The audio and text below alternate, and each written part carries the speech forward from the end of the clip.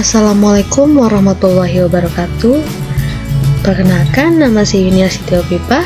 Di sini saya akan melakukan uji coba analisis regresi berganda dengan menggunakan aplikasi SPSS. Nah, sebelumnya ada yang tahu apa itu analisis regresi berganda? Nah, regresi berganda yaitu analisis regresi bertujuan untuk mengetahui ada atau tidaknya pengaruh variabel independen terhadap variabel dependen. Nah, regresi berganda digunakan ketika jumlah variabel independen minimal 2 variabel. Ada beberapa uji prasyarat yang harus dilakukan sebelum melakukan analisis regresi berganda. Di antaranya lolos uji normalitas, uji heteroskedastisitas, dan uji autokorelasi atau data time series atau data sekunder. Kemudian skala yang digunakan dalam regresi linear berganda yaitu interval atau rasio. Nah, kita masuk ke SPSS-nya.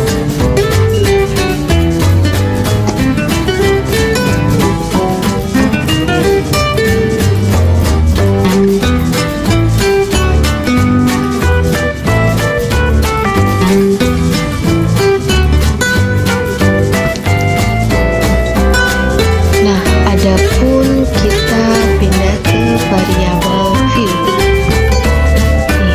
Kita ganti namanya menjadi x1, x2, dan y.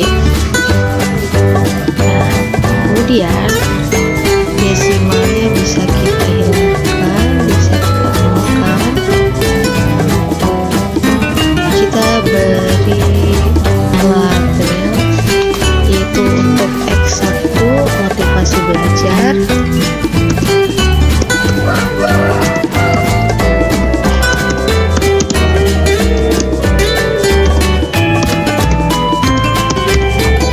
untuk X2 minat belajar,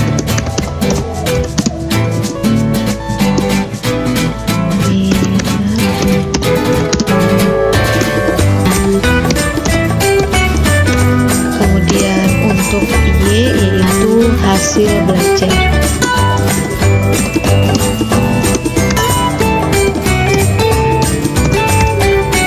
Nah, untuk measure-nya kita ubah ke scale. Nah, jadi di sini sudah terubah X1, X2, dan Y. Kemudian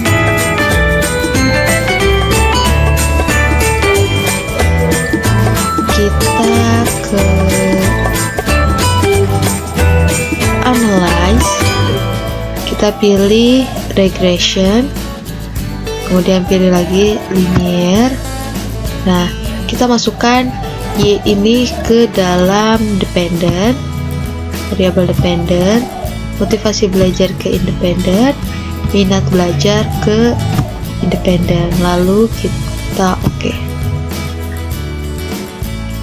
Nah, hasilnya, outputnya akan seperti ini.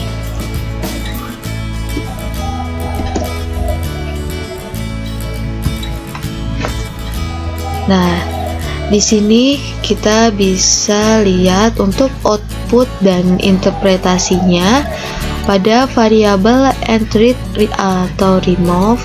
Di sini kita menggunakan metode enter. Nah, dari tabel di atas menjelaskan tentang variabel yang dimasukkan serta metode yang digunakan.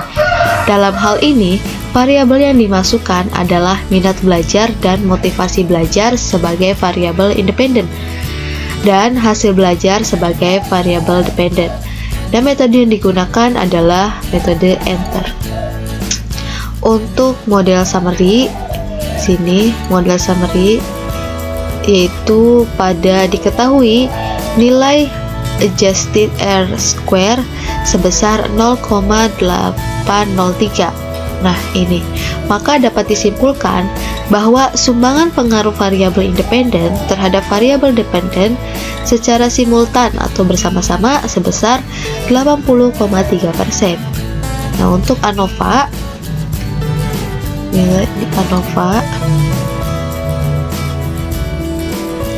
di sini kita lihat pada tabel SIG.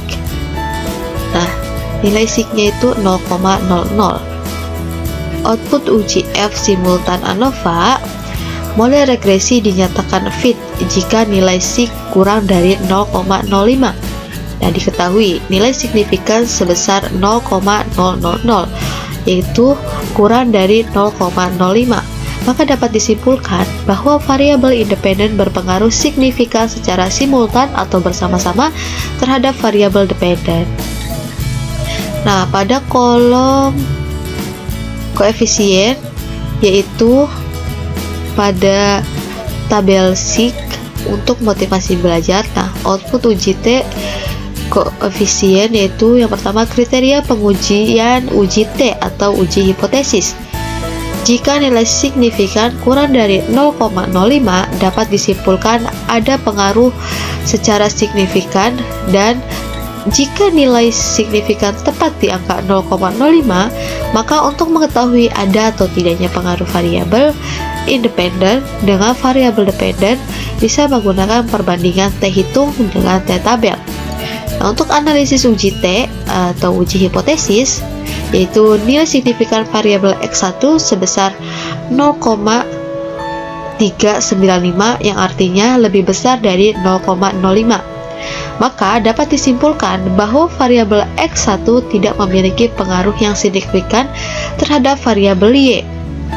Nah, untuk nilai signifikan variabel X2 sebesar 0,06 dan lebih besar dari 0,05, maka dapat disimpulkan bahwa variabel X2 tidak memiliki pengaruh yang signifikan terhadap variabel Y. Nah, ini dia tadi nilai signifikan untuk uji T. Kita lihat di tabel sini. Nah, untuk persamaan regresi bergandanya, untuk memperoleh persamaan ini kita lihat pada tabel unstandardized coefficient pada kolom B. Nah, di sini nilai konstannya yaitu 2,612 dan nilai X1 sebesar 0,192 dan nilai X2 yaitu 0,88. Nah, setelah memperoleh persamaan ini, maka nilai konstan yang diperoleh sebesar 2,615.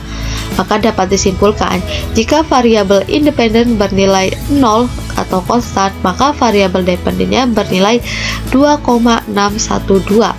Nah, untuk nilai koefisien regresi variabel motivasi belajar yaitu X1 bernilai positif sebesar 0,192. Nah, maka dapat disimpulkan jika variabel motivasi belajar X1 meningkat, maka variabel hasil belajar Y juga meningkat. Begitupun sebaliknya. Nah, untuk nilai koefisien regresi variabel minat belajar yaitu X2 bernilai positif sebesar 0,88. Maka dapat disimpulkan jika variabel minat belajar X2 meningkat, maka variabel hasil belajar Y juga meningkat. Nah, begitupun sebaliknya. Nah, itu dia tadi sedikit penjelasan dari regresi linear berganda dan mengolah data dengan aplikasi SPSS serta kita dapat menginterpretasikannya. Nah, untuk teman-teman silakan teman-teman coba di rumah dengan menggunakan tutorial yang sudah saya sampaikan. Kurang lebihnya mohon maaf. Wassalamualaikum warahmatullahi wabarakatuh.